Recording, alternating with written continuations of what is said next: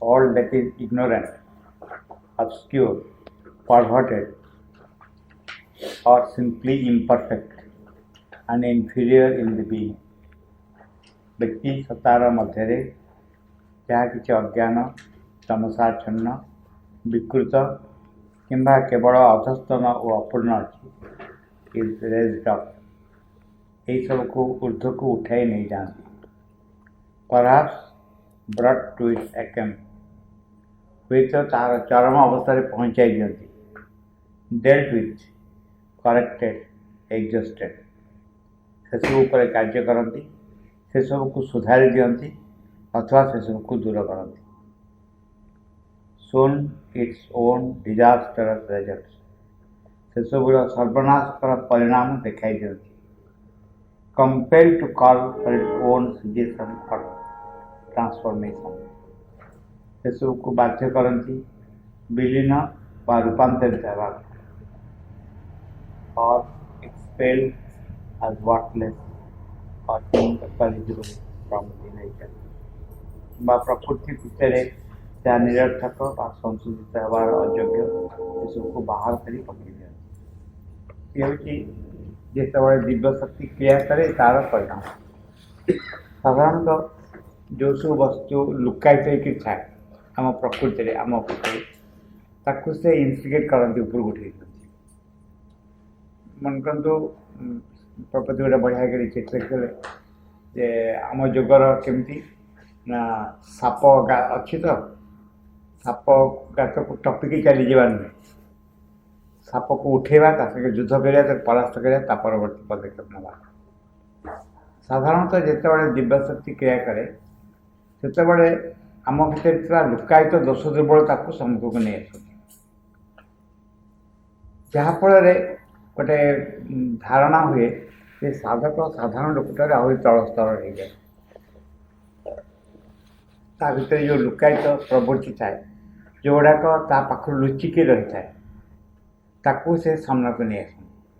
ସାମ୍ନାକୁ ନେଇ ଆସିଲେ ବ୍ୟକ୍ତି ଭୟଙ୍କର ଅସୁବିଧାର ସମ୍ମୁଖୀନ ହୁଏ।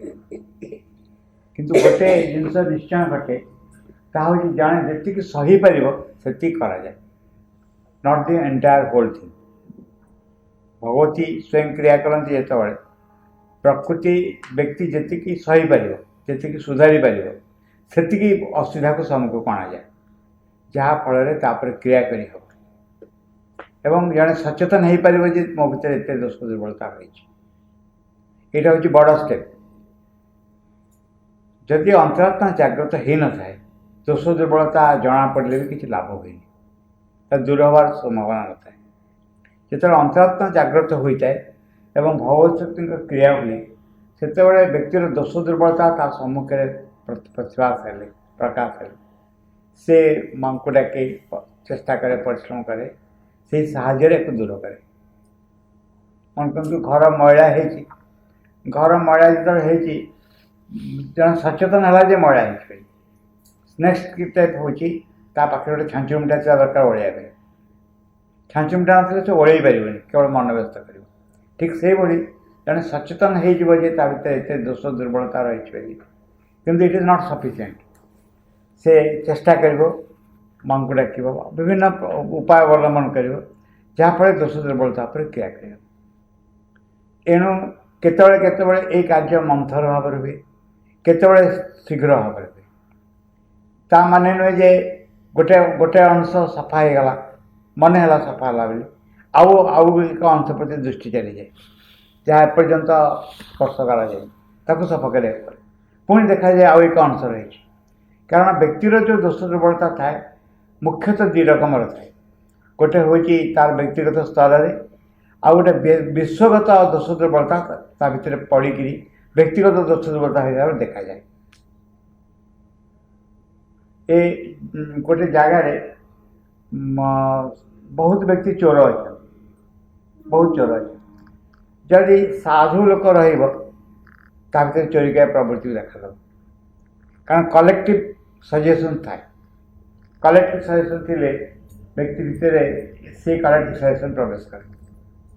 ଯେମିତି ଝିଅ ବିଦା ହେଉଛି, ଝିଅ ବିଦା ହେଲା ବେଳେ ବାହାଘରରେ ଲୋକ କାନ୍ଦନ୍ତି, जो लोकर से झील संगे संपर्क ना से परिवार संगे संपर्क ना से ठिया भी आखिर लो कर पड़े ता कारण हूँ जो कांदार स्पंदन थाए से आसिक पड़े पड़े ताको लगे जे मुझे कांदे पार डिप्रेशन आस जदि झील बाहर गुड़ा आम देखिपुँ तो आखिया गले यही बहुत वस्तु आसे लोक साधु सन्यासी मठे रहा कहीं भल पाती ता कारण से जो कलेक्टिव जदि साधनार आटमोस्फियर थाए व्यक्ति को साहय करे साधना आटमोस्फियर नथिले से किसी लाभ हुए कौन विशेष लाभ जो मैंने अग्रगति करने चाहती जो गोटे उत्तम परिवेश पाती अग्रगति कर अग्रगति करने को न चाहिए कि से तो फरक यही सकाशे जड़े यही सकाशे कौन सी साधना पीठ को यथार्थ भाव रखा उचित यथार्थ भाव रखा उचित जहाँफल जो मैंने साधना करने जो चाहिए से साहाय्य पाइपर आउ गोटे जिन आम निश्चित कलेक्टिव सजेसन बहुत प्रभाव थाए कलेक्टिव फिलिंग बहुत प्रभाव थाए जड़े मुझे कौन करी ना चेष्टा करी शुद्ध रहा बाहर जब अग्ली फिलिंग्स थी मत निश्चय आघात कर ह्यूमन साइकिल तार गोटे उदाहरण स्टूडेंट स्पार्टा आ गए कौन कौ कंट्री स्पार्टा और एथेंस से वर्णना कर एथेंस स्पार्टा विषय डिटेल लिखिए से कहते स्पार्टा थे बलशाली बहुत फिजिकाल दुर्बल पिला फोपाड़ी दौड़े कप सूचना जाए एथेंस सौंदर्य कला यह बहुत अग्रणी बहुत हाई ह्यूमन भैल्यूज था एथेंस किंतु स्पार्टा पाख राज्य से स्पार्टा आक्रमण कला एथेंस को नष्ट कर मुझे शिक्षित हेबी मो चारिपटे लोक अशिक्षित थे मुझे चेष्टा करी परिवर्तन करने मुझे अशिक्षार दास मु घर को परिष्कार रखी चारिपटे नर्दमा थी मशा आसी मत कामुड़ बंद कर तेणु घरे केवल पाठ्यक्रम करा उचित ना पाठ्यक्रम अन्य बेटर आटमोस्फियर क्रिएट अन्य पढ़े जानवे एका टाइप ऑफ थॉट्स आसले बहुत सुविधा हम आम जो सम्मेलन कर पाठ्यक्रम कर स्कूल कर सबूर उद्देश्य होया एक आटलिस्ट गोटे चिंता स्तर में एक भल अवस्था आस चिंता स्तर में भल अवस्था आसले बहुत साहय जो अवचेतना निचेतना जो पुल जो टाण जहाँफल व्यक्तिर सबू प्रचेषा नष्ट हो जाए से अनेकटा साहय पाए विभीषण क्षेत्र कौन भितर भगवान को पाइबार किसी असुविधा नहीं भितर जाग्रत थिला भगवान प्रति आग्रह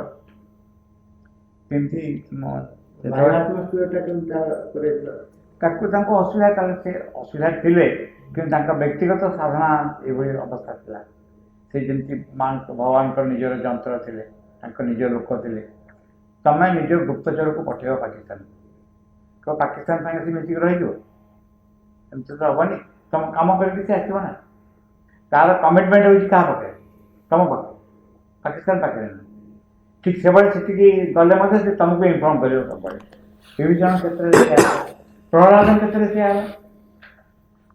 विभीषण प्रहलाद क्षेत्र क्या है जो पचारे हनुमान जी देखा रही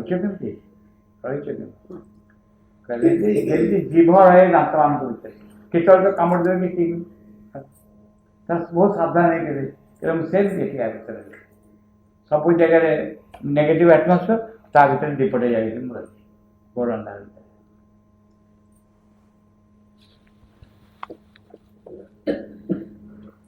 से सब पर कार्य करती से सब को सुधारी दियंती अथवा से सब को दूर करती से सबूर सर्वनाशकर परिणाम देखाई दियंती जो या पूर्व पढ़लु टच देकरी ज्ञान आस अंतर्स्पर्श ज्ञान आने गोटे दुख कष्ट बेले सिद्धांत बेले गोटे विजन काम करे वर्णना कर जो विजन फीलिंग नहीं के आसे गोटे अनुभव नहीं के आसे not in words need not be words may be differently need not be words कौन घटो देखिए मु जड़े भद्र व्यक्ति को कंटेक्ट आसती ଲଙ୍ଗ୍ ବ୍ୟାକ୍ ବହୁତ ବର୍ଷ।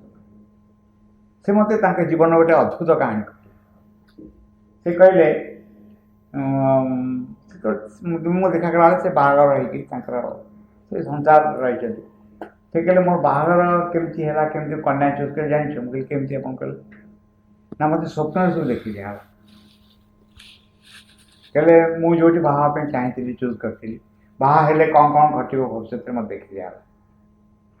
ଏବଂ କୁହାଗଲା ମୋତେ ସ୍ୱପ୍ନରେ ଏ କାମ ତୁମେ କରିବନି, ଏଠିକି ଏଇ ଯେଉଁ କନ୍ୟା ଚୁଜ୍ କରିଛ ଝିଅକୁ ତାକୁ ବାହା ହେବନି। କହିଲେ ତାପରେ ମୁଁ ସାବଧାନ ହେଇଗଲି ଏବଂ ଅନ୍ୟ ଜାଗାରେ ବାହାଘର ହେଲା। ଅନେକ ବ୍ୟକ୍ତି ଅଛନ୍ତି, ଜଣେ ନୁହେଁ, ଅନେକ ବ୍ୟକ୍ତି ଅଛନ୍ତି ଯେଉଁମାନେ ଗୋଟେ ଟାଇପ୍ ଅଫ୍ ଗାଇଡେନ୍ସ ମିଳେ, ନଟ୍ ଇନ୍ ୱାର୍ଡସ୍, ଶବ୍ଦରେ ନୁହେଁ, ଆଉ ଏକ ଟାଇପ୍ ଅଫ୍ ଗାଇଡେନ୍ସ ମିଳେ ଯେଉଁ ଫିଲିଂରେ, ଗୋଟେ ଟାଇପ୍ ଅଫ୍ ଅନୁଭବରେ ଯାହା ବ୍ୟକ୍ତି କେଉଁ ବାଟେ ଯିବା ପାଇଁ shown its own disasters result, ସେସବୁର ସର୍ବନାଶକର ପରିଣାମ ଦେଖାଇ ଦିଅନ୍ତି। Compel to call for its own cessation or transformation, ସେସବୁକୁ ବାଧ୍ୟ କରନ୍ତି ବିଲୀନ ବା ରୂପାନ୍ତରିତ ହେବାକୁ, or expelled as worthless or incorrigible from this nature, କିମ୍ବା ପ୍ରକୃତି ଭିତରେ ଯାହା ନିରର୍ଥକ ବା ସଂଶୋଧିତ ହେବାର ଅଯୋଗ୍ୟ ସେସବୁକୁ ବାହାର କରି ପକାଇ ଦିଅନ୍ତି। କେତେ ଗୁଡ଼ିଏ ଜିନିଷ ଅଛି ଯେଉଁଗୁଡ଼ାକ କ୍ୟାନଟ୍ ବି ଚେଞ୍ଜ, ନିଜ ଭିତରେ ସେଇ ଅଂଶକୁ ସେ ଅଲଗା କରିଦିଅନ୍ତି ବା ଯେଉଁଠି ଦରକାର ପଡ଼େ ତାକୁ ସଂଶୋଧନ କରନ୍ତି ଏବଂ ପରିବର୍ତ୍ତନ ଆଣନ୍ତି। ଇଏ ହେଉଛି ଯେ ଡିସିସନ୍ ଅଫ୍ ଦି ଦିବ୍ୟ ଶକ୍ତି, ଯେଉଁ ଭଗବତ ଶକ୍ତି ବ୍ୟକ୍ତି ଭିତରେ କ୍ରିୟା କରେ। କେମିତି କ୍ରିୟା କରେ? ଆମେ ତାଙ୍କୁ ଡାକୁ, ଆମେ ତାଙ୍କୁ ଡାକିଲେ କ'ଣ ହୁଏ? ସେ ନିଜେ ଆସନ୍ତି। ଯେଉଁ ଜାଗାରେ ଆମର ବ୍ୟକ୍ତିଗତ ତପସ୍ୟା ଚେଷ୍ଟା କାମ କରନ୍ତା ତାହାଠୁ ବହୁ ଗୁଣରେ ଅଧିକ ସେ କାମ କରନ୍ତି, କାରଣ ସେ ଜ୍ଞାନର ସହିତ କାମ କରନ୍ତି, ପ୍ରେମର ସହିତ କାମ କରନ୍ତି ଏବଂ ଆମ ତରଫରୁ କଥା ହେଉଛି ଆମେ ତାଙ୍କୁ କାମ କରିବା ପାଇଁ ଆଲାଉ କରିବା କଥା। ଆମେ ନିଜର ଅହଙ୍କାର, ନିଜ ସ୍ୱାର୍ଥ, ନିଜର କାମନାକୁ ଜାବୁଡ଼ି ଧରି ନ ବସି ତାଙ୍କୁ କାମ କରିବାକୁ ଛାଡ଼ିବା ଦରକାର। ତାହେଲେ ଯେଉଁ କାର୍ଯ୍ୟ ହୁଏ ସେ କାର୍ଯ୍ୟ ଆଉ ଏକ ରକମର ହୁଏ। ମହାରାଜ ବର୍ଣ୍ଣନା କରିଛନ୍ତି କୁଣ୍ଡଳିନୀ ଶକ୍ତି ବିଷୟରେ। କୁଣ୍ଡଳିନୀ ଶକ୍ତି ବିଷୟରେ ମହାରାଜ ବର୍ଣ୍ଣନା କଲେ ପରିଶ୍ରମ ଚିଠିରେ ବି ଏକ୍ଜାକ୍ଟଲି ଚାଲିଛି। ଯୋଗରେ କ'ଣ କରାଯାଏ? ଚୈତ୍ୟ ପୁରୁଷ ଯେତେବେଳେ ତା ପ୍ରଭାବ ଅନୁଭବ ହୁଏ, ବ୍ୟକ୍ତି ଭିତରେ ଆକୁଳତା ବୃଦ୍ଧି ହୁଏ ଭଗବାନ ପାଇଁ। ଆକୁଳତା ବୃଦ୍ଧି ହେଲେ ସେ ମାଙ୍କୁ ଡାକିଲେ there is a descent of the force। ସାଧାରଣ ଯୁଗରେ କ'ଣ କରାଯାଏ? ଯେ ବ୍ୟକ୍ତି ନିଜ ଚେଷ୍ଟାରେ ମୂଳାଧାରରେ ଯେଉଁଠି କୁଣ୍ଡଳିନୀ ଶକ୍ତି ରହିଛି ସେ ବିଷୟରେ କନସିୟସ୍ ହୁଏ, ସେ ଶକ୍ତିକୁ ଉପରକୁ ଉଠାଏ, ଉପରକୁ ଉଠେଇକି ସହସ୍ରାଳକୁ ନେଇଯାଏ, କରେ ନିଜ ଚେଷ୍ଟାରେ, ତାକୁ କିଏ ସାହାଯ୍ୟ କରନ୍ତିନି। ପ୍ରତି ଚକ୍ର ଭିତରେ ଦେଇ ଯିବାକୁ ପଡ଼େ, ପ୍ରତି ଚକ୍ର ଓପନ୍ ହୁଏ। ଏଥିରେ ସବୁ ରକମ ଅସୁବିଧା ଥାଏ ଏବଂ ଅସୁବିଧା ଥିଲେ କ'ଣ ହେବ? ପଥଚ୍ୟୁତ ହେବାର ବହୁତ କାରଣ ଥାଏ। ଶ୍ରୀବୃନ୍ଦାଙ୍କ ଯୁଗରେ ଏମିତି କରାଯାଏ। ଶ୍ରୀବୃନ୍ଦାଙ୍କ ଯୁଗରେ ଯେତେବେଳେ ମାଙ୍କୁ ଡକାଯାଏ, ମାଙ୍କର ଉନ୍ମୁଖ ହୁଏ, ମାତୃଶକ୍ତି ନିଜେ ଆଧାର ଭିତରେ ପ୍ରବେଶ କରନ୍ତି। ସେ ନିଜେ ତଳକୁ ଯାଆନ୍ତି, ଯାଇକରି ମୂଳାଧାରରେ ତାଙ୍କର ଅଂଶଭୂତା, ତାଙ୍କରି ଭଳିଆ ତାଙ୍କରି ଏକ ଅଂଶ ଯେଉଁ ଦିବ୍ୟଶକ୍ତି ରହିଛନ୍ତି ତାକୁ ଧରିକି ନିଜେ ଉଠନ୍ତି। ସାଧକକୁ କିଛି କରିବାକୁ ପଡ଼େନି, କେବଳ ମାଙ୍କୁ ସମର୍ପଣ କରିବାକୁ ପଡ଼େ, ମାଙ୍କୁ ସ୍ମରଣ କରିବାକୁ ପଡ଼େ, ବାକି ସବୁ କାମ ସେ କରନ୍ତି। ଏ ହେଉଛି ଡିଫରେନ୍ସ। ଏଠି ଶ୍ରୀବୃନ୍ଦାଙ୍କ ଯୁଗରେ ଯେଉଁ ଜିନିଷ ବେଶୀ ଦରକାର ତାହା ହେଉଛି ମାଙ୍କୁ ସେ କନସିୟସ୍ ହେବା, ମାଙ୍କୁ ସମର୍ପଣ କରିବା, ମାଙ୍କୁ ଧରି ରଖିବା। ବାକି ଏଣ୍ଟାୟାର ୱାର୍କଟା ଆଉ ଜଣେ କରନ୍ତି, ଏକ ବିଶେଷ ମହତ୍ତର ଶକ୍ତି କରନ୍ତି। This can't B A smooth and even process. ଏହି କାର୍ଯ୍ୟ ନିର୍ବିଘ୍ନ ବା ସହଜ ସାଧ୍ୟ ହୋଇପାରେ ନାହିଁ, କାରଣ ଏତେ କମ୍ପ୍ଲିକେଟେଡ୍ ୱାର୍କ ଯେ এইটা ନିର୍ବିଘ୍ନ ହୁଏନି, ସହଜ ସାଧ୍ୟ ହୁଏନି। ନିର୍ବିଘ୍ନ ମାନେ ସ୍ମୁଥ୍, କୌଣସି ବାଧାବିଘ୍ନ ନଥିବ, ଏମିତି ଜମା ନାହିଁ। କାରଣ ବହୁ ବସ୍ତୁର ଚେର ବହୁତ ଗଭୀରକୁ ଚାଲିଯାଏ, ବହୁ ବସ୍ତୁର ଚେର ବହୁତ ଗଭୀରକୁ ଚାଲିଯାଏ। ବ୍ୟକ୍ତିକୁ ସେ ଚେରକୁ ଟାଣିବାକୁ ପଡ଼ିବ, ଏ କାର୍ଯ୍ୟ ମା କରିବାକୁ କରିପାରିବେ। This cannot be done. This cannot be a smooth and even process. Alternations there are of day and night. ଏହାର ମଧ୍ୟ ଥାଏ ଗୋଟିଏ ଅବସ୍ଥାରୁ ଅବସ୍ଥାନ୍ତର ପ୍ରାପ୍ତି ବା ଦିନ ରାତି। କେତେବେଳେ ଭଲ ଲାଗେ, କାମ ସହଜରେ ହେଇଯାଏ, କେବେ କିଛି ଶୁଣେନି। ଶୀତ ଦିନ ଖରା ଭଳିଆ। ଶୀତ ଦିନ ଖରାରେ କ'ଣ ହୁଏ, ମାନେ ସୂର୍ଯ୍ୟ ଉଇଁଥାଏ, ସୂର୍ଯ୍ୟ ଥାଏ କିନ୍ତୁ ଶୀତ ଯାଏନି। ଖରାରେ ବସିଲେ ବି ଜଣେ ଥରୁଛି। ସେ ଖରା ସୂର୍ଯ୍ୟ ଥାଇକି ମଧ୍ୟ ବ୍ୟକ୍ତି ଶୀତ ଯାଏନି। ଠିକ୍ ସେଇଭଳି ଭାବରେ ଭଗବାନଙ୍କ କୃପା ଥିବ, ସବୁ ଥିବ, ଲାଗୁଥିବ ଭଗବାନଙ୍କୁ ଡାକୁଛି, ସବୁ କରୁଛି, ବାଧା ବିପତ୍ତି ଯାଉନଥିବ, ଯେମିତି ଥିବ ସେମିତି ଥିବ। ତା କାରଣ ହେଉଛି ଗୋଟେ ଗୋଟେ ସମୟରେ ମନେ ହୁଏ ଯେ ଏଥର ହେଇଯିବ, ପର ମୁହୂର୍ତ୍ତେ ଦେଖାଯାଏ କିଛି ହେଇନି। ଗୋଟେ ସମୟ ଜଣେ ଖୁସି ହେଇଯିବ ଯେ ଆଉ ଅସୁବିଧା କିଛି ଆସିବନି, ପର ମୁହୂର୍ତ୍ତେ ଦେଖାଯିବ ସବୁ ଅସୁବିଧା ଏକାଠି ହେଇକି ଆସିଲାଣି। ଏଇଭଳି ଦିନ ରାତି ଭଲ ମନ୍ଦ ଭିତରେ ଦେଇକି ଯିବାକୁ ପଡ଼େ। ସବୁଠୁ ଭଲ ସବୁଠୁ ଅସୁବିଧା ହୁଏ ଯେତେବେଳେ ଆମେ ଡିସାଇଡ୍ କରିଦେବୁ ଯେ ଆଉ ଅସୁବିଧା କିଛି ହେବନି। ଏମିତି ଡିସାଇଡ୍ କଲେ କାହିଁକି ଅସୁବିଧା ହେବ ନା, ଯେତେବେଳେ ଡିସାଇଡ୍ କରୁ ଯେ ଆମର ଭିକ୍ଟ୍ରି ହେଇଗଲା, ଆଉ କିଛି ଅସୁବିଧା ହେବନି, ମଣିଷ ସ୍ଲାକ୍ ହେଇଯାଏ, ସାବଧାନ ହୁଏନି। ଯେହେତୁ ପରିବର୍ତ୍ତନ ହେଇନି, ସାବଧାନ ହୁଏନି। ସାବଧାନ ନହେଲେ ପୁଣି ଯେଉଁ ଶକ୍ତି ଆସେ କଥା ଦ୍ୱିଗୁଣ ବେଗରେ ପ୍ରବେଶ କରନ୍ତି। ଜଣେ କହିବ ଯେ କୋଦଡ଼ା ଭଳିଆ ଗୋଦର ଗୋଡ଼, ଯେତେ କୋଡ଼େ ସେତେ ମାଡ଼େ। ମୁଁ ଯେତେ ଅଗ୍ରଗତି କରିବାକୁ ଯାଉଛି ପୁଣି ଯେଉଁ ଅବସ୍ଥା ଥିଲା ସେ ଅବସ୍ଥାକୁ ଫେରି ଆସୁଛି।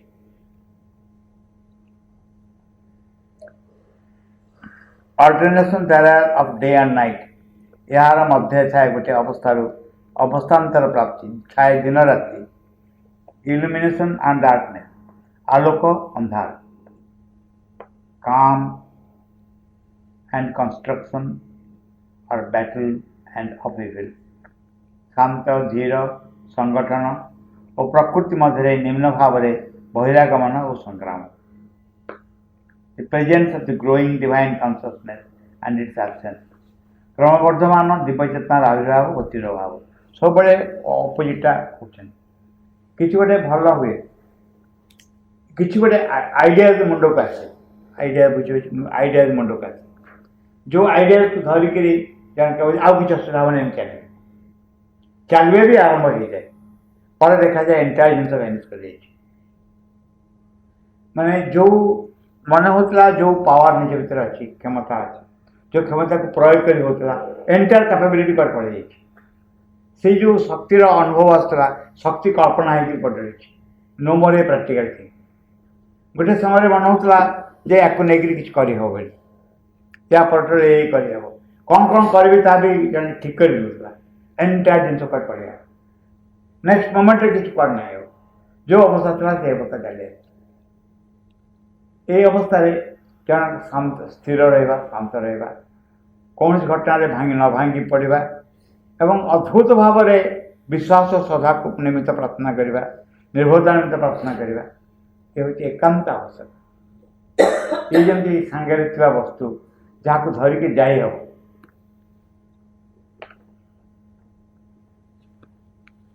The presence of the growing divine consciousness and its absence, କ୍ରମବର୍ଦ୍ଧମାନ ଦିବ୍ୟ ଚେତନାର ଆବିର୍ଭାବ ଓ ତିରୋଭାବ।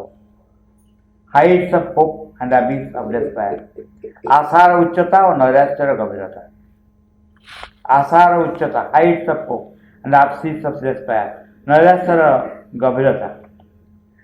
The clasp of the beloved and the anguish of its absence, ପ୍ରେମାସ୍ପନ୍ଦଙ୍କ ଆଲିଙ୍ଗନ ପାଶରେ ବଦ୍ଧ ହେବାର ଆନନ୍ଦ, ତାର ବିଚ୍ଛେଦର ଦୁଃଖ।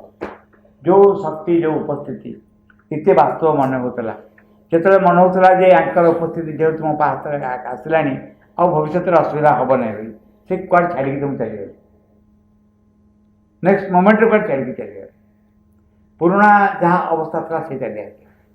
ଏଇ ଅଲ୍ଟରନେଟିଭ୍ ଅବସ୍ଥା ଯେ ଆଶା, ବହୁତ ଆଶା କରାଇଥିବ ଆଉ କିଛି ହେବନି ବୋଲି, କେହି ଶୁଣିବେନି। ସେତେବେଳେ ସେ ଯେମିତି ଥାଉ ଗଙ୍ଗା କୂଳେ ପରାଣ ବିକଳେ ତୁଷାରେ ଯେବେ ହରିବ ପ୍ରାଣ, ଦିନମଣି ଥିବ ଅନ୍ଧାର ହୋଇବ, ଏକଥା ପ୍ରଭୁ ମନକୁ ଆଣ। ସୂର୍ଯ୍ୟ ଥାଇକି ଯଦି ଅନ୍ଧାର ହେବ, ଠିକ୍ ସେଭଳି କୁହାଯିବ ତ ହୁଏତ ମାଆଙ୍କ କୃପା ଅଛି, କିଛି ଅନୁଭବ ହେଉନି।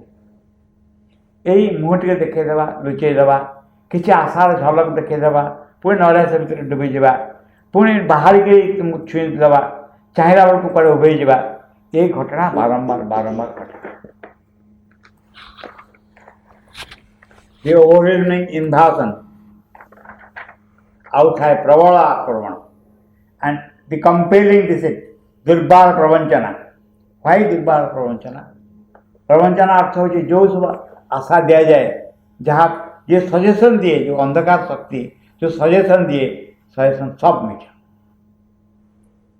ନିଜ ପ୍ରତି ନିଜର ଯେଉଁ ସାର୍ଟିଫିକେଟ୍, ଏ ମୁଁ ବହୁତ ବହୁତ ଭଲ, ସବ୍ ହେଉଛି ମିଛ।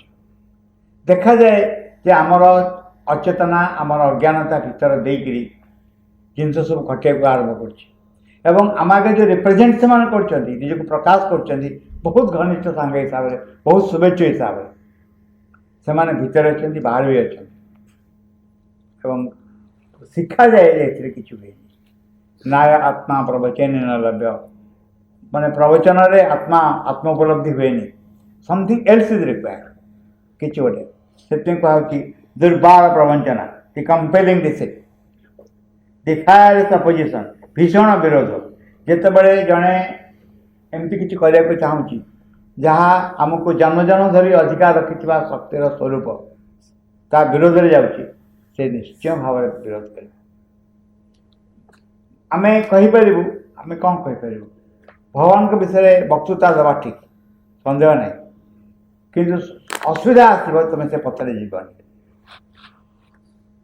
ଯେମିତି ସାବିତ୍ରୀରେ ଲେଖା ହେଇଛି, ଯମ କହୁଛନ୍ତି କେଉଁଠି ଭଗବାନ ଅଛନ୍ତି?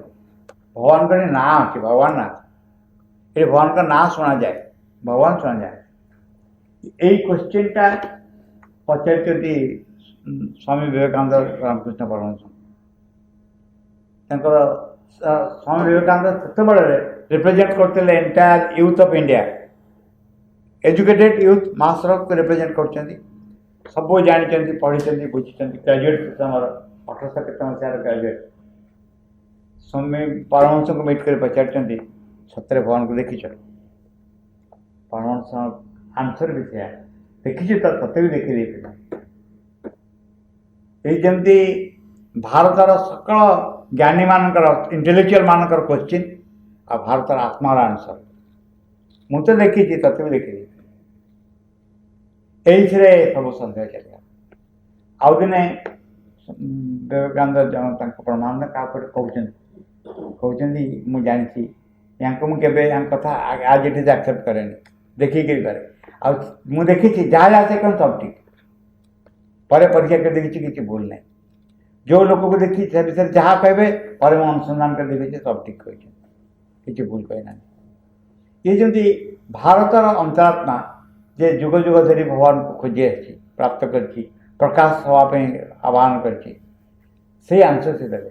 ମୁଁ ତ ଭଗବାନଙ୍କୁ ଦେଖିଛି, ତତେ ବି ଦେଖିଛି। ଦି ଡିସେବଲିଂ ମକ୍କରୀ ଅଫ୍ ହୋଷ୍ଟାଇଲ୍ ପାୱାର୍ସ, ଶତ୍ରୁ ଶକ୍ତିରାଜର ଶକ୍ତିହୀନକାରୀ ପରିହାସ। ଶକ୍ତି ମାନେ ଏମିତି ଭାବରେ ଡିସେବଲିଂ ମକ୍କରୀ, ମାନେ ଏମିତି ଥଟ୍ଟା ନକଲ କରିବେ ସେମାନେ, ଏତିକି ତ କରିପାରୁନି ଆଉ ରୂପାନ୍ତର ହବ। ଏତିକି ତ ମୁହଁ ଉପରେ ଆସୁନି ଅକ୍ତିଆର, ରୂପାନ୍ତର ହବ, ମାନେ ନିଜକୁ ଛିଗୁଳିଲା ଭଳିଆ ସଜେସନ୍ ସବୁ ବାହାରୁ ଆସିବ। ତାର ଏଗେନ୍ଷ୍ଟରେ ଆଉ ଏକ ବସ୍ତୁ କାମ କରିବ। Or the help and comfort and communication of the gods and divine passenger. ଏହା ସାଙ୍ଗରେ ଦେବତା ଦେବଦୂତଗଣଙ୍କର ଆଶ୍ୱାସ, ସହାୟତା ମହିମା। ସ୍ୱାମୀ ବିବେକାନନ୍ଦ ଚେଷ୍ଟା କରୁଛନ୍ତି, ଧ୍ୟାନ କରୁଛନ୍ତି, ରାତି ରାତି ଧ୍ୟାନରେ ଚାଲିଯାଉଛି। ରାମକୃଷ୍ଣ ପରମହଂସ କମେଣ୍ଟ କରୁଛନ୍ତି, ନରେନକୁ ଯଦି ଏତେ ପରିଶ୍ରମ କରିବାକୁ ପଡ଼େ, ସାଧାରଣ ଲୋକଙ୍କ କଥା କ'ଣ କହିବା? ଯଦି ନରେନକୁ ପରିଶ୍ରମ କରିବାକୁ ପଡ଼େ, ଏତେ ସାଧାରଣ ଲୋକଙ୍କ କଥା କ'ଣ କହିବା? ପରେ ରାମକୃଷ୍ଣ ପରମହଂସ କହୁଛନ୍ତି ଯେ ମୋତେ କ'ଣ ଦେଖୁଛ, ପିଲାମାନେ ଆସିବେ 3 ଦିନରେ ସେମାନେ ସିଦ୍ଧି ଲାଭ କରିବେ।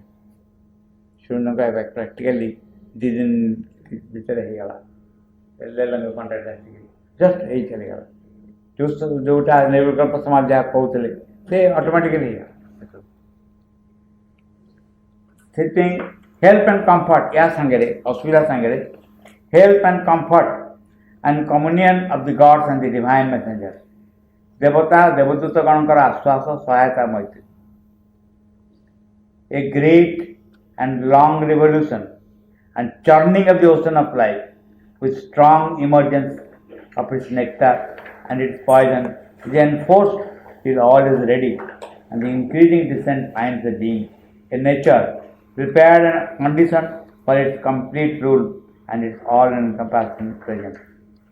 ଯେଦିନ ପର୍ଯ୍ୟନ୍ତ ସମସ୍ତ ସତ୍ତା ପ୍ରସ୍ତୁତ ନ ହୁଏ ଯେଉଁଥିରେ ତାହା ଯାହା କ୍ରମଶଃ ବେଶୀ ଉତ୍ତରି ଆସିବାକୁ ଚାହିଁଅଛି ତାହା ସତ୍ତା ଓ ପ୍ରକୃତିକୁ ପ୍ରସ୍ତୁତ କରିବାକୁ ତାହା ପୂର୍ଣ୍ଣ ଶାସକ ସର୍ବଗ୍ରାସକାରୀ ଆବିର୍ଭାବର ଉପଯୋଗୀ ହେବା ଦେଖିବାକୁ ନ ପାଏ ସେଦିନ ପର୍ଯ୍ୟନ୍ତ ଜୀବନ ସମୁଦ୍ରରେ ଗୋଟେ ପ୍ରବଳ ଦୀର୍ଘକାଳ ବ୍ୟାପୀ ମନ୍ଥନ ବିପ୍ଳବ ଚାଲୁଥାଏ।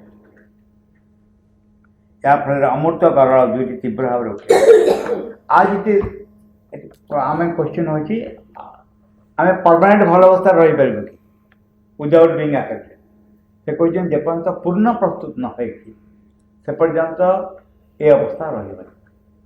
ଏକା ସାଙ୍ଗରେ ହୁଏତ ସମ୍ଭାବନା ରାଜିର ରାସ୍ତା ଖୋଲିଯିବ, ଏକା ସାଙ୍ଗରେ ପଏଜନସ୍ ରାସ୍ତା ମଧ୍ୟ ଖୋଲିଯିବ, ବିଷାକ୍ତ ରାସ୍ତା ମଧ୍ୟ ଖୋଲିଯିବ, ଦୁଇଟା ଘଟିବ। ପାଠ୍ୟକ୍ରମ କାହିଁକି ଆବଶ୍ୟକ ନାହିଁ? ପାଠ୍ୟକ୍ରମ ଭଲ ପରିବେଶ ସୃଷ୍ଟି କରେ ଠିକ୍, କିନ୍ତୁ ବ୍ୟକ୍ତିକୁ ଗୋଟେ ଧାରା ଭିତରେ ରଖେ। ପାଠ୍ୟକ୍ରମକୁ ଅନ୍ୟ ଭାଷାରେ ସତ୍ସଙ୍ଗ ବୋଲି କୁହାଯାଏ। ମାନେ ଗୋଟେ ଯେ ମୁଁ ଷ୍ଟ୍ରଗଲ୍ କରିଛି ନିଜ ଭିତରେ, ମୁଁ ନିଜ ଭିତରେ ଷ୍ଟ୍ରଗଲ୍ କରିଛି, ସେହି ସମୟରେ କିଛି ଭଲ କଥାବାର୍ତ୍ତା ହେଲେ ମୋତେ ସାହାଯ୍ୟ କରିବ। ମୁଁ ଯଦି ଏମିତି ଏକ ସାଙ୍ଗମାନଙ୍କ ମେଳରେ ପଢ଼ିବି ଯେଉଁମାନେ ନିମ୍ନ ପ୍ରକୃତିର କଥାବାର୍ତ୍ତା ନିଜକୁ ଚିପ୍ କରିଦେଉଛନ୍ତି, ବହିର୍ମୁଖୀ କରିଦେଉଛନ୍ତି, ସେତେବେଳେ ମୋର ଷ୍ଟ୍ରଗଲ୍କୁ ସେମାନେ ସାହାଯ୍ୟ କରିପାରିବେନି।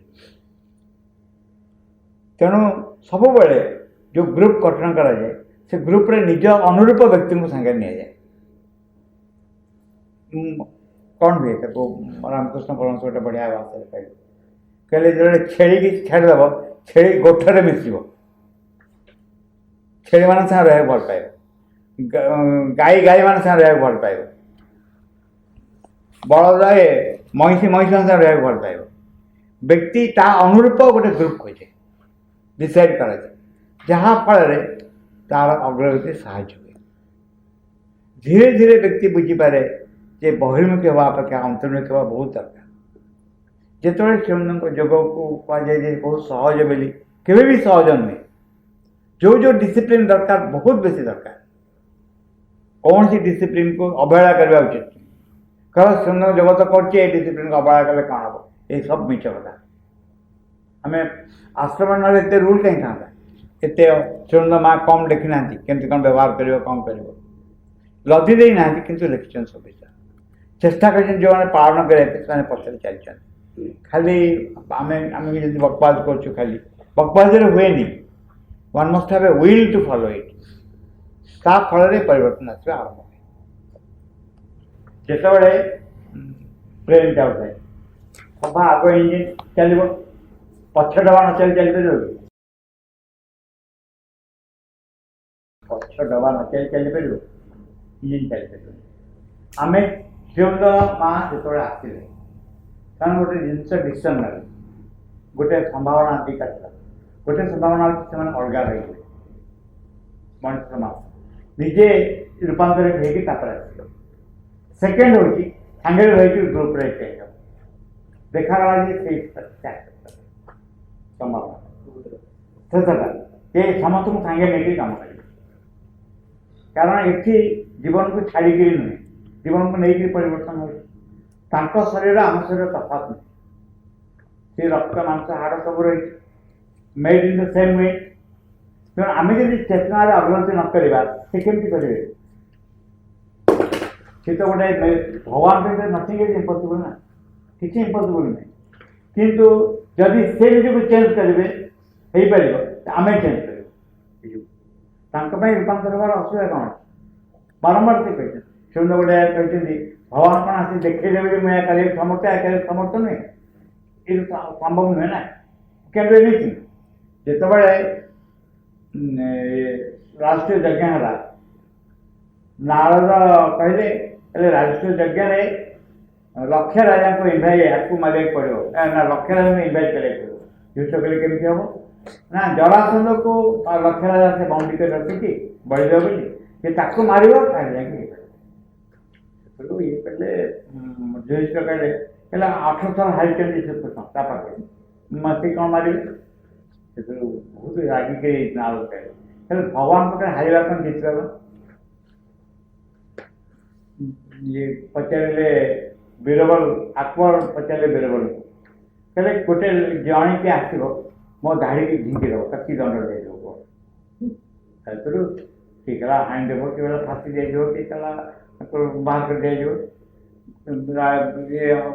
ପଚାରିଲେ ବୀରବଲକୁ କହିଲେ କ'ଣ ଦଣ୍ଡ ଦିଆଯିବ? ନା ତାକୁ ନେଇ କୋଳରେ ରଖିକି ବସେଇକି ତାକୁ ଚକ୍ରରେ ଦେବ। ନା କାହିଁକି?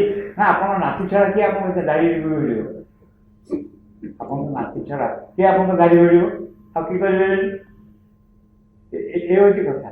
ଯଦି ଭଗବାନ ଆଲାଉ କରିବେ ବୋଲି ସେ କୃପା କରିକି ଫେଲୁଅର କୁହନ୍ତି। ଭଗବାନ ପାଖରେ ଫେଲୁଅର ପାଶ ନାରଦ କହିଲେ କହିଲେ କୋଉର ଶକ୍ତି ଅଛି ପୃଥିବୀ ପୃଷ୍ଠରେ ଯେ ଲକ୍ଷ ରାଜାକୁ ଏକାଠି କରିପାରିବ? ଜଣକୁ ମାରିଦେଲେ ତୁମେ ଲକ୍ଷ ରାଜା ପାଇବ ସାଙ୍ଗେ ସାଙ୍ଗେ। କହିଲେ ସେତେବେଳେ ହାରିଲେ କାରଣ ଏଇ କାମଟା ଆସିବ। ଭଗବାନଙ୍କ ପରିକଳ୍ପନା କେମିତି ଆମେ ବୁଝିପାରିବ? ତେଣୁ Nothing is impossible for them.